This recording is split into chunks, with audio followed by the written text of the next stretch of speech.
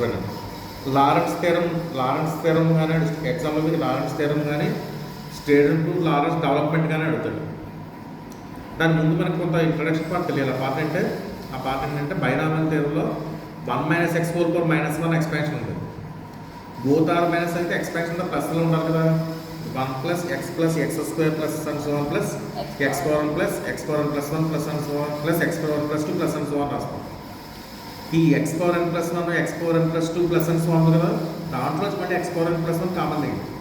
Common ఇస్తే మళ్ళీ 1 + x + x² + and so on వచ్చింది. మళ్ళీ దీని ఈక్వల్ ఏం చూడండి, సేమ్ 1 - x⁴ - 1 అయింది. దేర్ఫోర్ x⁴ + 1 మల్టిపుల్ని 1 - x⁴ - 1 రాయించిన అంటాను. దీన్ని డినామినేటర్ తీసుకెళ్తాం. ఇది మన థియరంలో అప్లై చేసి గుర్తుపెట్టుకోవాలి. కంక్లూజన్ మనకు వచ్చిన కంక్లూజన్ ఇక్కడ 1 - x whole power -1 equal to 1 + x + x² + and so on + x⁴n plus x⁴n + 1/1 - x. ఇది గుర్తుపెట్టుకోండి. ఇది మనం థియరం లారెన్స్ థియరం డెవలప్మెంట్లో ఇచ్చేస్తాం. ఓకే.